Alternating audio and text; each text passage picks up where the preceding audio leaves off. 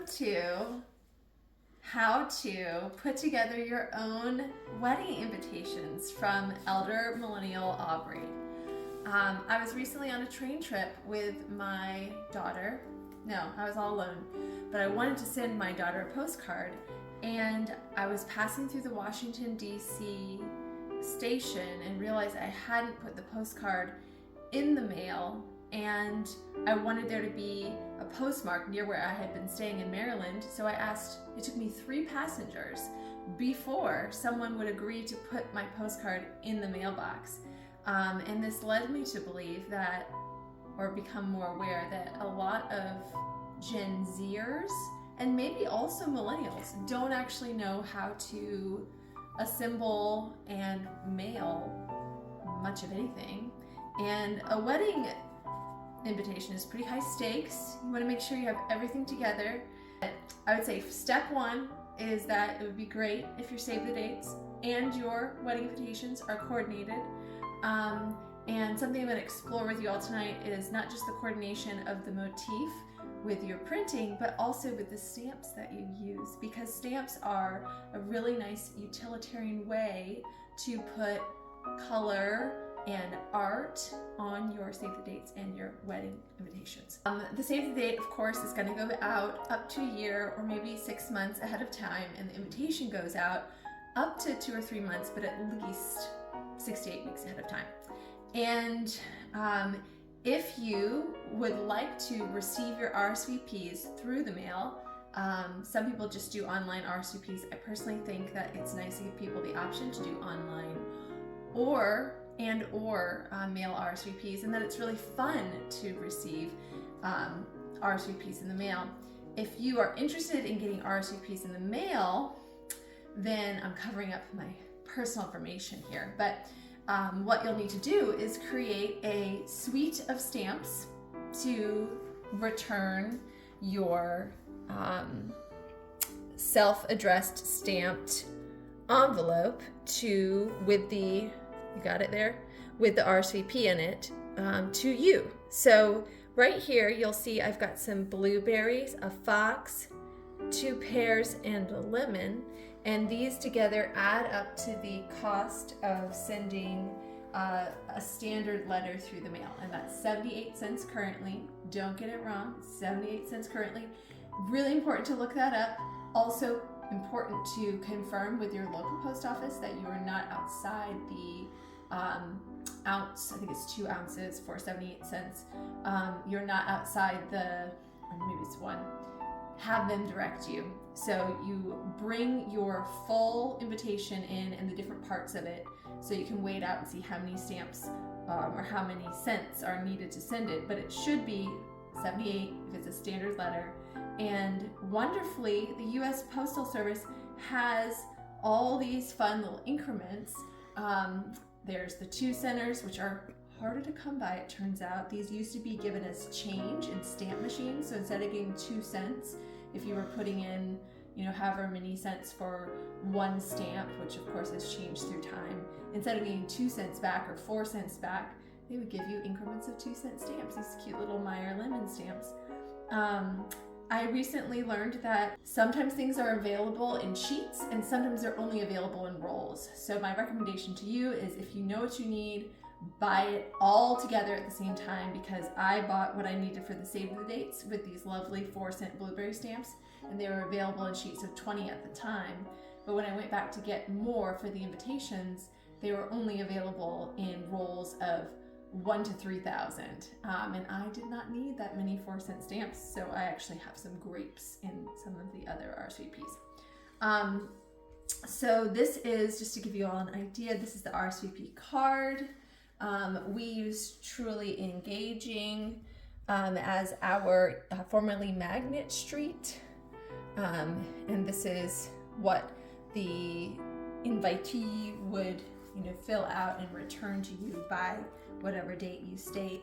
I said a month before. Usually your caterer will need at least 10 days or 2 weeks. One of the higher end ways to do a wedding invitation is to have an interior and an exterior envelope for the invitation, and I didn't want to pay the extra postage or the extra money and then have this spare envelope. So you can see when I was first asking my daughter to help me stuff envelopes, she was doing it in such a way that this would be facing outward, and then she was maybe like flipping this that way. And then what would happen was there would be this kind of dark line here, and then stripes of white all around. And this is precisely what the inside envelope is meant to avoid. So instead of going and buying another set of envelopes, which of course would have had to have been larger than this envelope. So this envelope would have become the inside envelope, and then a third, 1, 2, 3, a third envelope of a larger size would have been needed, and I likely would have increased the need for postage to send everything because you're getting to like a much bulkier mailing. I just played around with the stacking. So we've got the wedding invitation on the bottom, and then the RSVP with the envelope on the top, and that successfully gave us a really nice gradient that shows off the periwinkle tones, which are very subtle, especially on the RSVP card, and created this nice clean slate to then address on without the need for an internal envelope. Okay, so that's your suite. Very simple, I think as pared down as you can get if you're not investing in both an inside envelope for the invitation itself. This is, your best bet for getting a nice clean look.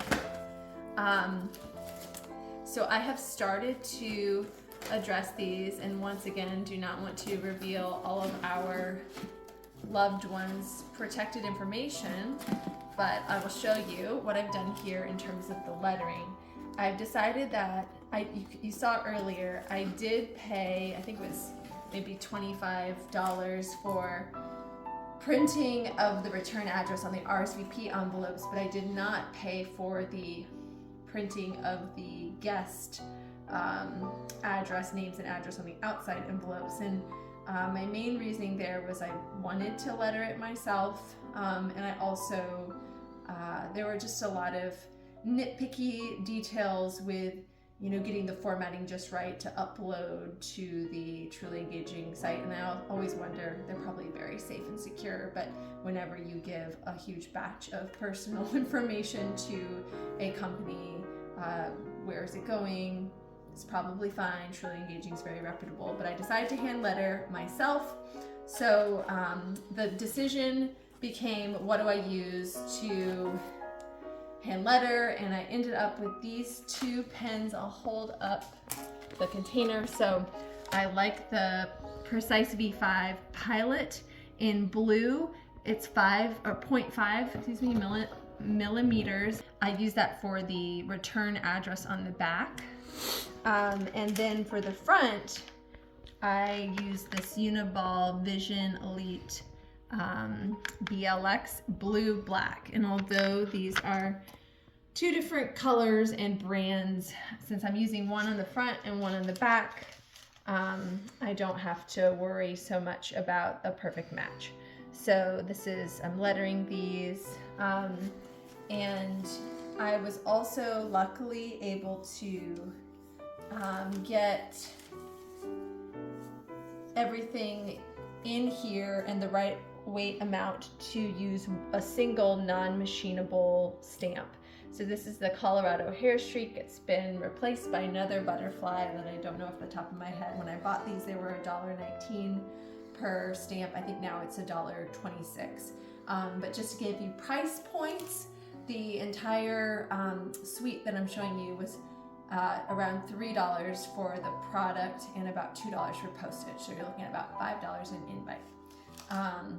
And the product is including, when I add that up, the expense of buying these pens and of the sealing wax. So we're getting to a very exciting part of our program tonight.